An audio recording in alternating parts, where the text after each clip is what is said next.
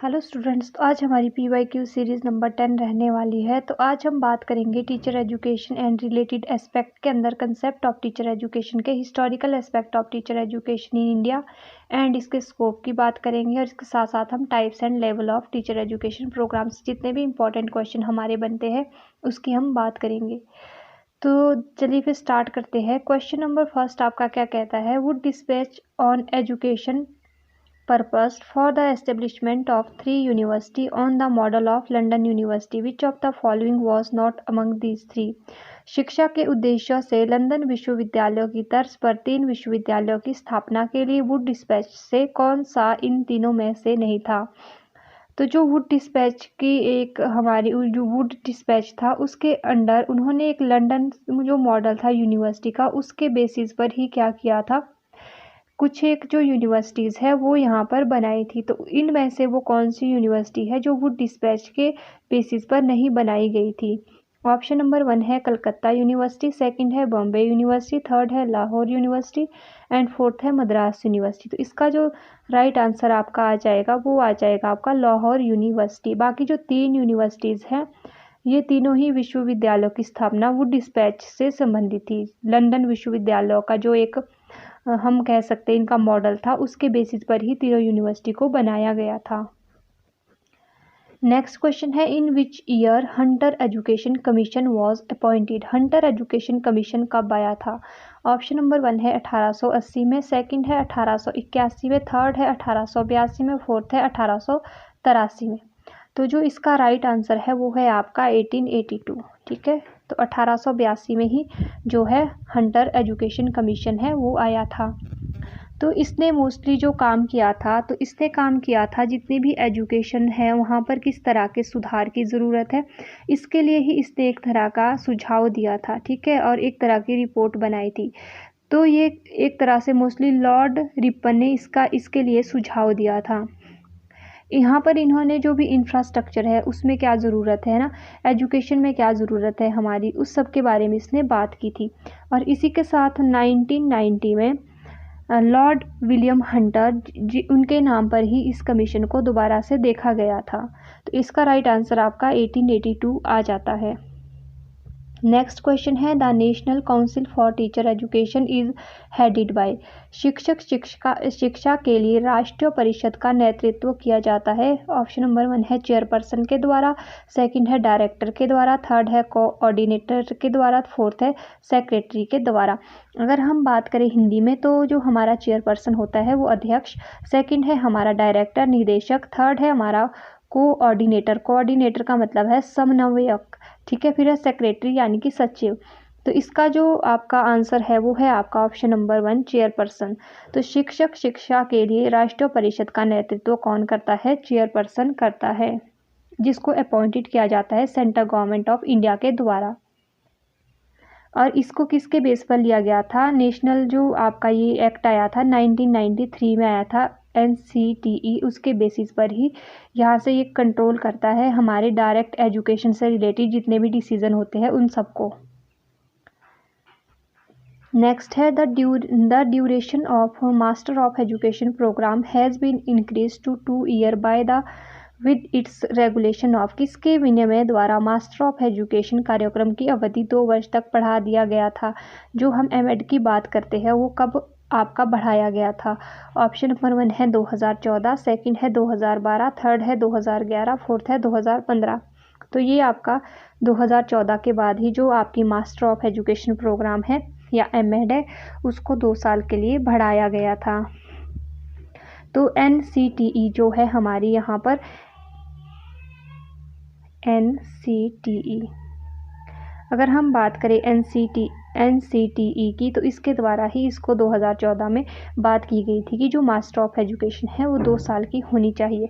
एक तरह की लीगल बॉडी है जिसको हम स्टैच्यूटरी बॉडी के नाम से भी जानते हैं। नेक्स्ट क्वेश्चन है, in Buddhist education system education part was taken care by? बौद्ध शिक्षा प्रणाली के दौरान शिक्षा का क्षेत्र कौन संभालते थे? ऑप्शन नंबर 1 है उपाध्याय, सेकंड है आचार्य, थर्ड है बोथ ऑफ दिस, फोर्थ है नन ऑफ दिस। तो इसका जो आपका राइट आंसर है वो आ जाएगा आपका option number 3 both of this. अगर हम उपाध्याय की बात करें तो उपाध्याय का काम होता था एक तरह की जो duties of instructing the young भिक्षुक sacred texted and the doctrines. इनका क्या काम होता था? इंस्ट्रक्शन देना, इसके साथ साथ ही जितने भी इनके धार्मिक बुक से होती थी या टेक्स्ट होते थे उनको पढ़ाना। अगर नेक्स्ट हम बात करें आचार्यों की, तो आचार्यों का काम होता था रिस्पॉन्सिबिलिटी, कंडक्ट एंड डिसिप्लिन से रिलेटेड, यानी कि आचरण और अनुशासन सिखाना आचार्यों का काम होता था उस टाइम पे। अगर किसी को भी आचार्य या उपाध्याय बनना होता था तो उनको एटलीस्ट 10 साल की जो है एजुकेशन लेनी पड़ती थी या मॉन्क की तरह जीवन व्यतीत करना पड़ता था। तो यही इनका एक क्या होता था, क्राइटेरिया होता था टीचर बनने के लिए। नेक्स्ट क्वेश्चन है, in which period teacher was recorded as a Brahma Vishnu and Mahesha rewarded आना था। ठीक है, किस काल में गुरु को ब्रह्मा विष्णु और महेश के रूप में माना जाता था? ऑप्शन 1 है एंशिएंट एजुकेशन सिस्टम, सेकंड है बुद्धिस्ट एजुकेशन सिस्टम, थर्ड है मुस्लिम एजुकेशन सिस्टम, फोर्थ है ब्रिटिश एजुकेशन सिस्टम। तो इसका राइट आंसर है आपका बुद्धिस्ट एजुकेशन सिस्टम। तो बुद्धिस्ट एजुकेशन सिस्टम में ही जो टीचर्स थे उनको ब्रह्मा विष्णु एंड महेशा की उपाधि दी गई थी, यानी कि जो टीचर का दर्जा होता था वो सबसे बड़ा होता था। क्योंकि टीचर कैसा होना चाहिए था उस टाइम पे? एक तरह वेल गुणों वाला होना चाहिए ना, ज्ञान का स्रोत जिसके पास हो, आध्यात्मिकता का निवास जिसके अंदर हो। नेक्स्ट है Bijapur imperial library is related to. Bijapur imperial library किससे संबंधित है? ऑप्शन 1 है वैदिक एजुकेशन सिस्टम, सेकंड है बुद्धिस्ट एजुकेशन सिस्टम, थर्ड है मुस्लिम एजुकेशन सिस्टम, फोर्थ है नन ऑफ दिस। इसका राइट आंसर है आपका option number 3 Muslim education system. तो मुस्लिम एजुकेशन सिस्टम में भी कोई एक तरह की फॉर्मल तो कॉलेज नहीं थे उस टाइम पे, बट उस टाइम पे बहुत ज़्यादा वास्ट जो था उनके पास एक बहुत बड़ी लाइब्रेरी थी और अकबर ने ही बहुत ज़्यादा काम किया था मुस्लिम एजुकेशन सिस्टम के दौरान। और इसके साथ साथ मुस्लिम काल में भारत पर अनेक राजाओं ने शासन किया था।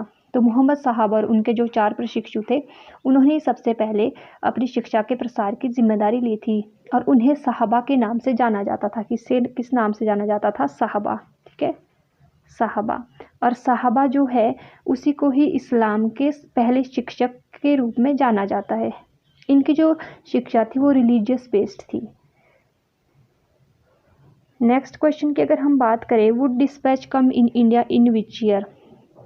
ऑप्शन नंबर 1 है 1853, सेकंड है 1854, थर्ड है 1855, फोर्थ है 1852।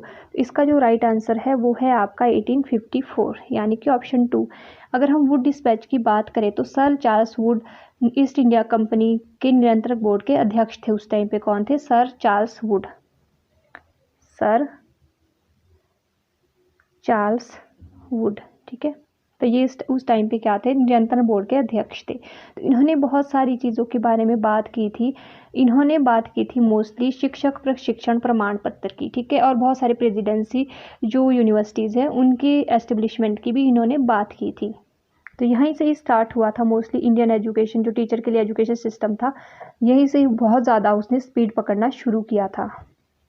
इसको हम स्टार्टिंग पॉइंट भी कह सकते हैं।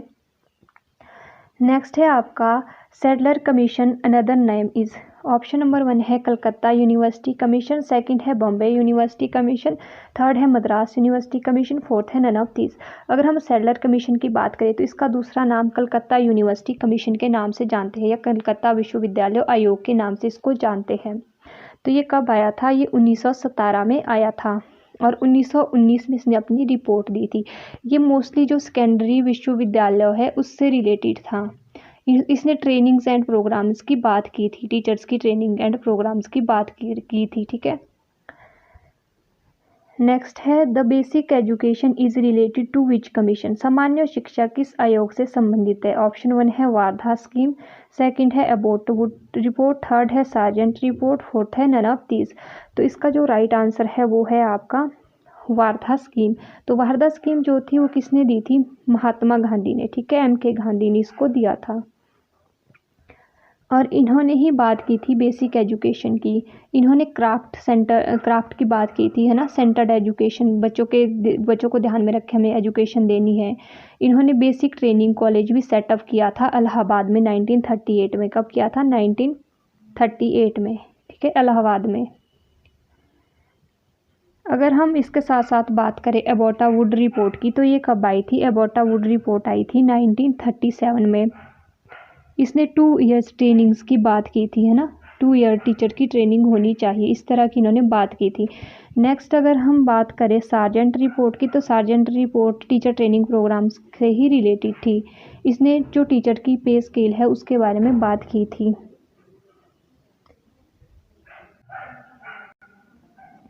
नेक्स्ट क्वेश्चन है, first conference of training college in India was held in, Bharat में प्रशिक्षण महाविद्यालयों का पहला सम्मेलन कहाँ आयोजित किया गया था? तो इसका जो आपके पास ऑप्शन है, ऑप्शन नंबर 1 है बड़ौदा में, सेकंड है कलकत्ता में, थर्ड है वेस्ट बंगाल में, फोर्थ है बम्बई में। तो इसका राइट आंसर है आपका ऑप्शन नंबर 1 बड़ौदा में।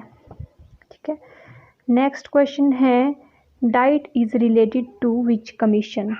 ऑप्शन नंबर 1 है आपका NCF 2005, RTE act 2009, national policy statement on education and none of these.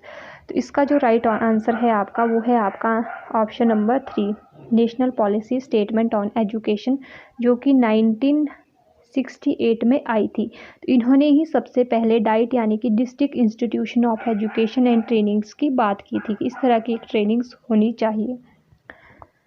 Next question है हमारा, TET is compulsory for teaching is related to Yashpal committee, second है आपका NCF 2005, थर्ड है RTE एक्ट 2009, फोर्थ है none of these. तो TET compulsory है किसके लिए? टीचिंग्स के लिए।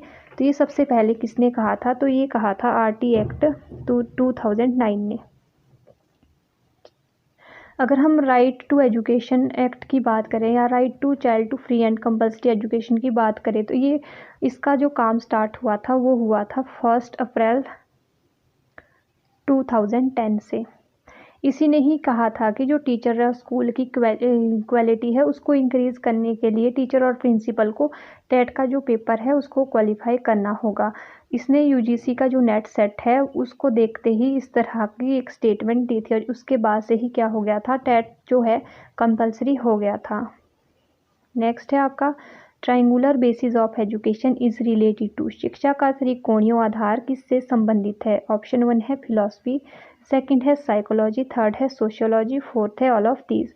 तो शिक्षा का त्रिकोणीय आधार हमारा तीनों पर ही डिपेंड होता है। तो इसका राइट आंसर हो जाएगा आपका option number 4 all of these.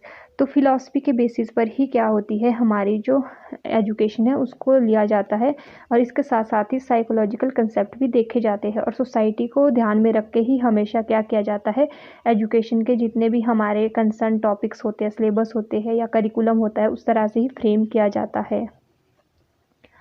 Next question है, elementary teacher education is related to, प्रारंभिक शिक्षक शिक्षा संबंधित है बेसिस ऑफ एजुकेशन से, एस्पेक्ट्स ऑफ टीचर एजुकेशन से या लेवल ऑफ टीचर एजुकेशन से? तो इसका जो राइट आंसर है वो आ जाएगा आपका लेवल ऑफ टीचर एजुकेशन से।